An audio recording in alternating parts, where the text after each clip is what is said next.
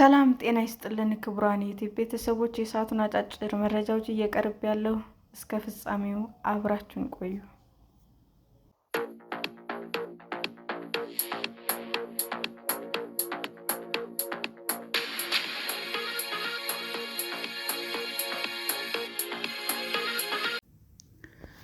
ማርስ ላይ ለመጀመሪያ ጊዜ መብረቅ መታየቱን ሳይንቲስቶች ገለጹ። ሳይንቲስቶች ማርስ ላይ ለመጀመሪያ ጊዜ ኤሌክትሪክ እንቅስቃሴ እንዳስተዋሉና ይህም ፕላኔቷ ላይ መብረቅ ሊከሰት እንደሚችል እንደሚጠቁሙ ይፋ አደረጉ። እንደ አውሮፓውያን አቆጣጠር በ2021 ናሳ ወደ ማርስ የላከው ተንቀሳቃሽ ሮቦት ፐርሴቨረንስ ሮቨር የተለያዩ ጥናቶችን እያካሄደ ይገኛል። በማርስ ላይ ሕይወት መኖሩን ለማወቅ ላለፉት 4 ዓመታት አሰሳ ያደረገ ሲሆን ኤሌክትሪክ እንቅስቃሴ መኖሩም የታወቀው በዚህ መሳሪያ አማካኝነት ነው። ፐርሴቨረንስ ሮቨር ማርስ ላይ የ45 ኪሎ ሜትር ስፋት ባለው ክፍተት ላይ ጥናት አድርጓል። ይህ ጃክሮ ክሬተር የተባለው ክፍተት ማርስ ላይ በአንድ ወቅት ወንዝ እንዳለም ይጠቁማል። ሳይንቲስቶቹ የኤሌክትሪክ እንቅስቃሴው ትንሽ መብረቅ ብለው ሰይመዋል። እንቅስቃሴው እንዳለ የታወቀው በድምፅ ሞገድ አማካኝነት ነው። ድምፅ የሚቀዳ መሳሪያ ተገጥሞለታል። ከድምፅ ሞገድ ባሻገር ኤሌክትሮማግኔቲክ ሞገድም መዝግቧል። ከማርስ ከባቢ አየር የመነጨውን የኤሌክትሪክ እንቅስቃሴም ለመለካት በጥልቀት ምስል የሚያነሱ ካሜራዎች ወደ ማርስ ይላካሉ። የፈረንሳይ የህዋ ጥናት ባለሙያዎች የ28 ሰዓት ድምፅ ቅጂ ላይ ምርመራ አድርገዋል። የናሳ ፐርሴቨረንስ ሮቨር የቀዳው ድምፅ ርዝመት በማርስ ዘመን አቆጣጠር የ2 ዓመታት ሲሆን በምድር ዘመን አቆጣጠር ደግሞ 1374 ቀናት ወይም 3 ዓመት ከ9 ወር ገደማ ይሆናል። ሳይንቲስቶቹ የድምፅ ቅጂውን ከሰሙ በኋላ የኤሌክትሪክ እንቅስቃሴው ከአቧራና ከአቧራ አውሎ ነፋስ ጋር ትስስር እንዲኖረው ግምታቸውን አስቀምጠዋል። ጠንካራው የአቧራ አውሎ ነፋስም በሞቃታማ አየር የሚፈጠር ነው። የአውሎ ነፋስ እንቅስቃሴ ኤሌክትሪክ ሊያመነጭ ይችላል።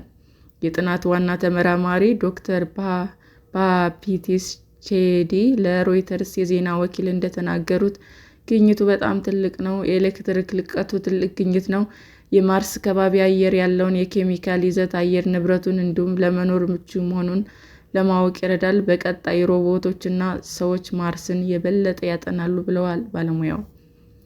የኢንስቲትዩት ፎር ሪሰርች ኢን አስትሮፊዚክስ ኤንድ ፕላኔቶሎጂ ባለሙያዎች እንደሚሉት መሬት፣ ሳተርን እና ጁፒተር በከባቢ አየራቸው የኤሌክትሪክ እንቅስቃሴ ያላቸው ፕላኔቶች ናቸው።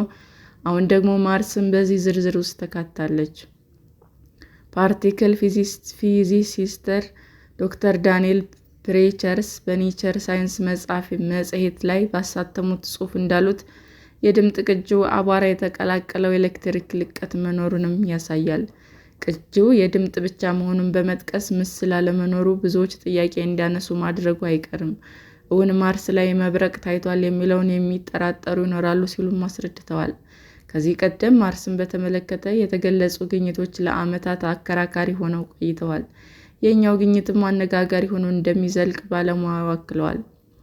እንደ አውሮፓውያን አቆጣጠር በ2025 መስከረም ላይ በማርስ ያልተለመደ ቅርጽ ያላቸው ዓለቶች መገኘታቸው ሳይንቲስቶች አስታውቀዋል። እነዚህ ዓለቶች ጥንታዊ ከሆኑ ጥቃቅን ነፍሳት ጋር ትስስር ባላቸው ሚነራሎች አማካኝነት የተፈጠሩ ሊሆኑ እንደሚችሉ ተገልጿል።